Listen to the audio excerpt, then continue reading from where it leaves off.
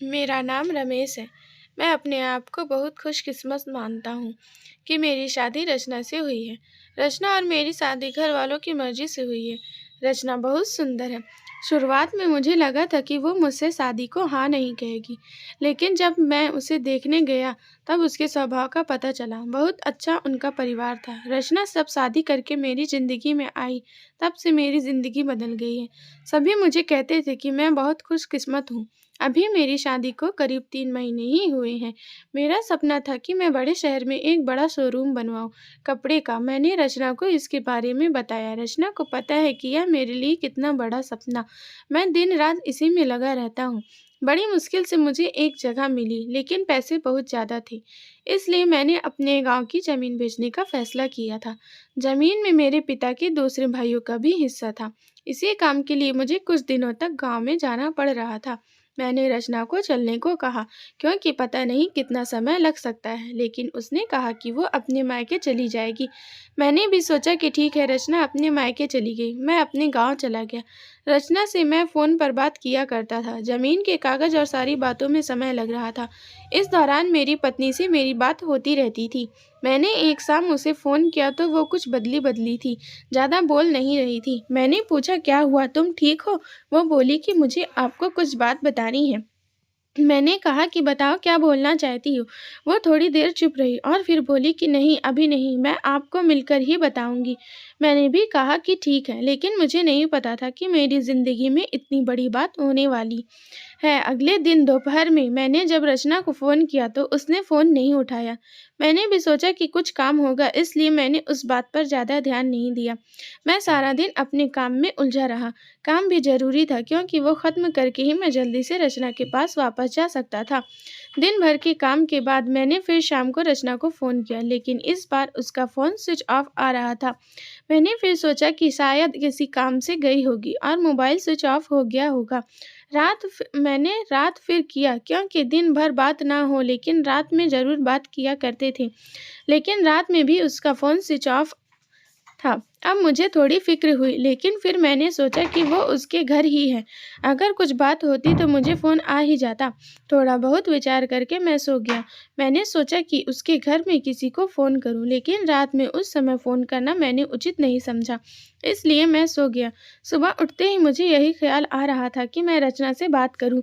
सुबह भी मैंने फ़ोन किया, लेकिन अभी भी वही बात, उसका फ़ोन स्विच ऑफ ही था। अब मैंने उसकी मम्मी को फ़ोन किया, लेकिन उन्होंने भी मेरा फ़ोन नहीं उठाया। अब मुझे थोड़ी फ़िक्र होने लगी थी, क्योंकि किसी से भी मेरी बात नहीं हो रही थी। करीब 3 दिन तक ना रचना का फ़ोन आया, ना उसकी माँ का।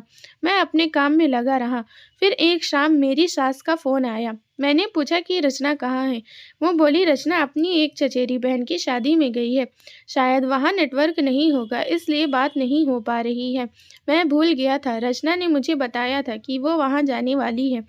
मेरी चिंता थोड़ी कम हो गई और मैं वापस अपने काम में लग गया।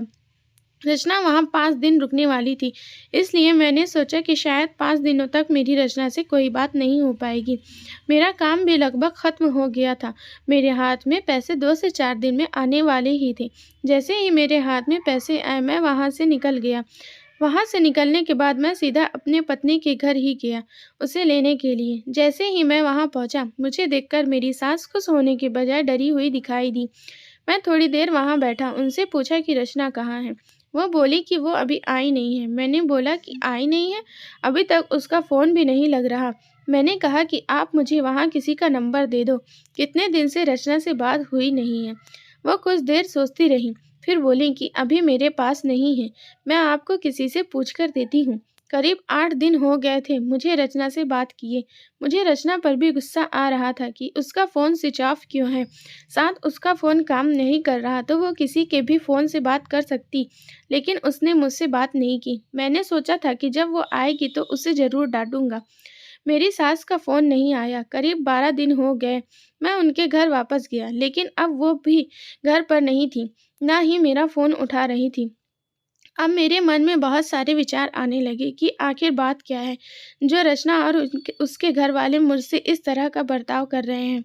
मैंने उन्हें मैसेज किया कि अब मैं पुलिस के पास जाऊंगा। मेरी इस धमकी से शायद वो डर गईं और उनका फ़ोन आया।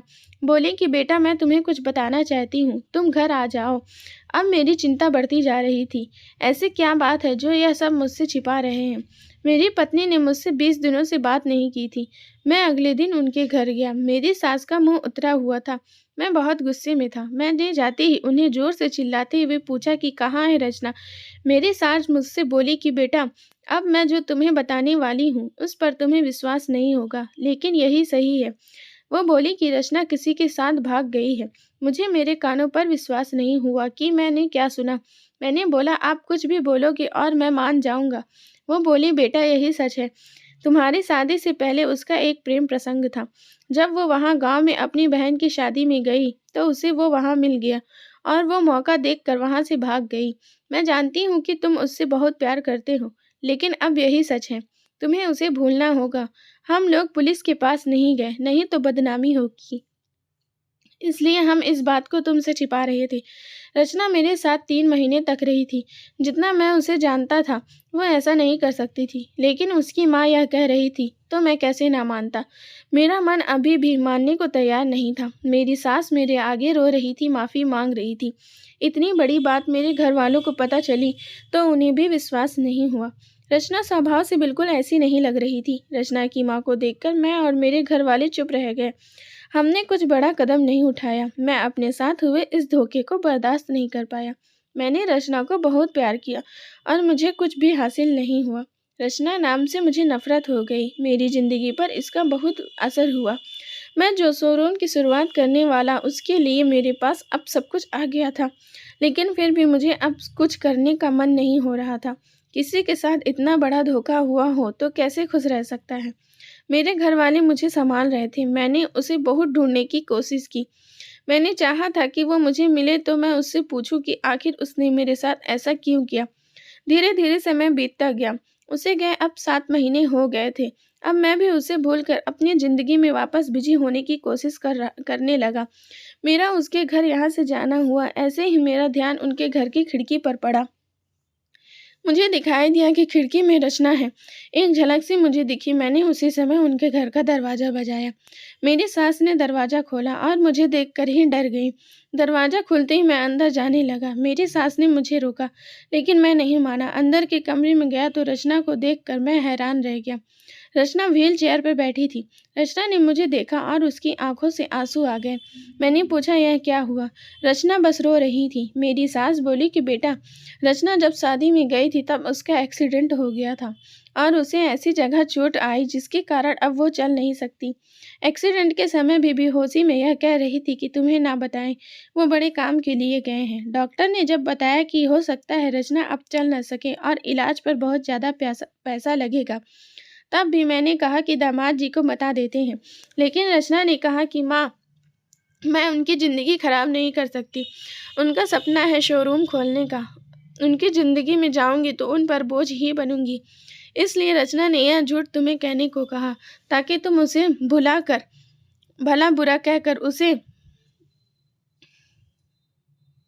भूल जाओ, उससे नफरत करो। मेरी पत्नी मुझे इतना प्यार करती थी। मैंने उससे कहा कि रचना अगर मेरे साथ ऐसा कुछ हो जाता क्या तुम मुझे छोड़ देती। रचना रोते हुए कहा कि ऐसा मत बोलो। रचना ने कहा कि मैं आपकी दोषी हूँ।